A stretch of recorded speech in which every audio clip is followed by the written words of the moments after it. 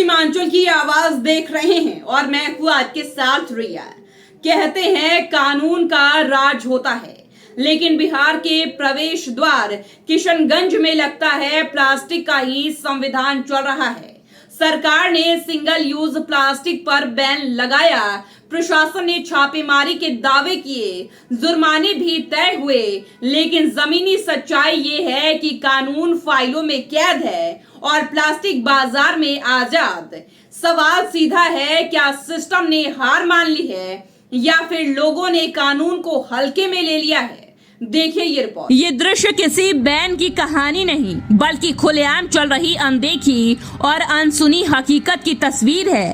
सड़क किनारे उड़ते पॉली बैग, नालियों में फंसा प्लास्टिक और दुकानों पर खुलेआम मिलती पन्नियां। यहाँ प्लास्टिक चोरी छिपे नहीं, बल्कि पूरी शान से बिक रहा है। ना किसी को कार्रवाई का डर, ना किसी को पर्यावरण की चिंता। यानी कानून है लेकिन असर नहीं। पन्नी देखिए, सब्जी दुकान में खुलेआम पन्नी अभी चल रहा है। आप लोग चाहिए कितना बंद करने का कोशिश, दाम बढ़ता है फिर चालू हो जाता है। हम लोग को क्या है, कस्टमर डिमांड कर रहा है, हम लोग दे रहे हैं। अब प्लास्टिक नहीं दीजिएगा तो कस्टमर सामान नहीं लेगा। रखिए अपना सामान अपने पास, हम चले अपना घर। बंद करना है तो पहले आप फैक्ट्री को बंद करिए। सबसे पहले फैक्ट्री बंद होगा तब तो हम लोग के पास आना बंद होगा। हम लोग का डेली का 200 रुपया बचेगा। मार्केट में जब बंद हो गया तो फिर इस्तेमाल क्या हो रहा है, जगह जगह में इस्तेमाल हो रहा है। बंद कराना, पूरा बंद करवा दिए सारा, चालू मत करवाई। क्या हम लोग ग्राहक झोला लेके नहीं आता, क्या करेंगे? बोला ये पन्नी नहीं किन सकते हो तुम लोग। हाँ, ग्राहक झोला लेके नहीं आता, ग्राहक बोलता पन्नी चाहिए चाहिए, क्या किया जाए? ग्राहक को बोलिए कि झोला लेके आएगा आपकी बार। जब भी आना है झोला लेके आओ, सामान लेके जाओ। हाँ, जहाँ पन्नी बिक रहा वहाँ बंद करवाओ, अपने बंद हो जाएगा, ना रहेगा ना कोई किनेगा। झमेला वहाँ से खत्म करो। पन्नी मिलता है वहाँ बंद करवा दिए। कोई तो ठेला वाला ना दुकानदार पन्नी के रखेगा। आपको पन्नी मिलेगा, लेगा ही आपसे। यहाँ झोला लाता नहीं है कस्टमर, या दुकान कस्टमर को बोलिए पन्नी के लेके आएगा, बस झोला लेके आएगा, सीधा बात है। यानी दुकानदार कह रहे हैं हम मजबूर हैं, लेकिन सवाल ये है क्या मजबूरी सच में है या ये सिर्फ आदत बन चुकी है? और अगर सिस्टम ही प्लास्टिक पर टिका है तो फिर बैन सिर्फ एक कागजी घोषणा बनकर क्यों रह गया है? जहाँ छोटा मोटा को पर क्या होगा, जहाँ निकलता कंपनी में बंद करवाइए। अपने नहीं बिकेगा।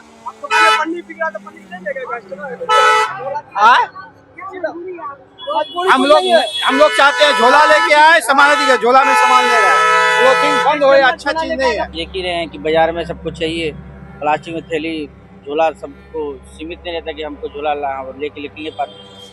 यही कारण है। घर से झोला लेकर के हर वक्त आदमी को ये नहीं रहता है कि याद तो नहीं रहता कि भाई झोला लेके निकलना है। इधर में आए घूमने के लिए तो मिला तो ले लिए, मजबूरी में लेना पड़ा। इधर घूमने आए थे तो सामान नजर पड़ा तो ले लिए। प्लास्टिक मिलता है तभी तो देता है। स्थानीय लोगों का कहना है कि हर बार झोला लाना याद नहीं रहता। प्लास्टिक आसान है, जब तक सस्ता विकल्प नहीं मिलेगा लोग बदलेंगे नहीं। यानी सुविधा की ये आदत धीरे धीरे जिम्मेदारी को निगल रही है। लोग जानते हैं कि प्लास्टिक नुकसानदायक है, फिर भी इस्तेमाल कर रहे हैं। अब सवाल ये है, क्या जागरूकता सिर्फ सुनने तक सीमित है या हम जानबूझकर अनदेखी कर रहे हैं? सिंगल यूज जो प्लास्टिक्स है उसके एनवायरमेंटल बैड इफ़ेक्ट्स हैं, ह्यूमंस पे बैड इफ़ेक्ट्स हैं, क्लाइमेट्स पे बैड इफ़ेक्ट्स हैं। अगर हम ह्यूमंस की बात करें तो ये कुछ हार्मोनल चेंजेस कराते हैं जिसको हम लोग एंडोक्राइन डिसरप्शन बोलते हैं। उसके अलावा ये माइक्रो प्लास्टिक जो होता है इंजेक्शन होता है, जिसकी वजह से जो है ना, जैसा कि लीवर, लंग्स, प्लेसेंटा, ये फूड चेन्स में भी इसका बहुत ज़्यादा ही साइड इफ़ेक्ट्स हैं। उसके अलावा टॉक्सिक मटेरियल जो इससे रिलीज़ होता है, ये टॉक्सिक में फ्यूम्स के साथ, और ये कार्सिनोजेंस भी होते हैं। कार्सिनोजेंस जो कैंसर कराते हैं, ये हमारे ह्यूमंस पे इसका इफेक्ट पड़ता है। इन्वायरमेंटल इफेक्ट्स में जैसा कि मेरीन लाइफ जिसको हम लोग कहते हैं, समुद्री लाइफ, वाइल्ड लाइफ डिस्ट्रक्शंस जो कि जंगल के होते हैं, ये सारी चीज़ें ऐसी होती है जो बहुत सारे जानवर जो हमारे सूक्ष्म जीव इसमें समुंदर में होते हैं, उसको क्या कहता है, BOD मतलब बायोलॉजिकल ऑक्सीजन डिमांड जो होता है उसको वो बढ़ा देते हैं। उसके अलावा ये गलने और सड़ने वाली चीज़ होते नहीं हैं। सॉइल और वाटर में मिल करके जो है ना उसकी फर्टिलिटी को ये जो है ना डैमेज कर देता है और डिक्रीज कर देता है।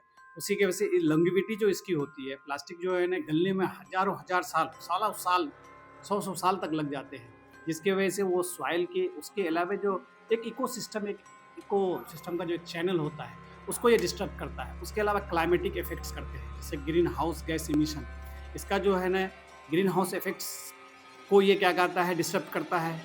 और वेस्ट मैनेजमेंट सिस्टम, जो हम लोग का तालाब में, नदी में जो गंदगियाँ गिरती हैं, जब वो उसमें गलती नहीं है, तो आपको मैं एक समरी के तौर पे कह दूँ कि जो सिंगल यूज प्लास्टिक है वो सिर्फ आपका क्लाइमेट ही नहीं, इकोसिस्टम और साथ साथ जो हम ह्यूमंस हैं उसके सिस्टम्स को भी ये बर्बाद करता है। डॉक्टर का कहना है कि सिंगल यूज प्लास्टिक एक साइलेंट किलर है। गर्म चीजों के साथ इसका इस्तेमाल शरीर में माइक्रो प्लास्टिक पहुंचाता है, जिससे कैंसर, हार्मोनल असंतुलन और कई गंभीर बीमारियां हो सकती हैं। यानी ये सिर्फ पर्यावरण का नहीं, हमारी सेहत का भी सबसे बड़ा दुश्मन है। और बात यहीं खत्म नहीं होती।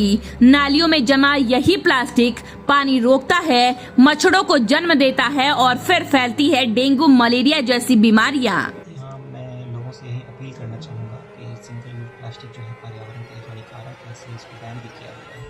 खूब नदी नगर परिषद की टीम के द्वारा इसमें बड़ी छापेमारी की गई है, लेकिन उसमें ज़रूरत ये है कि लोगों के बीच अवेयरनेस आने के लिए लोग स्वयं इसको इस्तेमाल करना बंद करें। प्रशासन की तरफ से आगे भी इसको लेकर छापेमारी की जाएगी। कारी का कहना है कि हम लगातार छापेमारी कर रहे हैं, जुर्माना भी वसूल रहे हैं, लेकिन लोगों का सहयोग भी जरूरी है।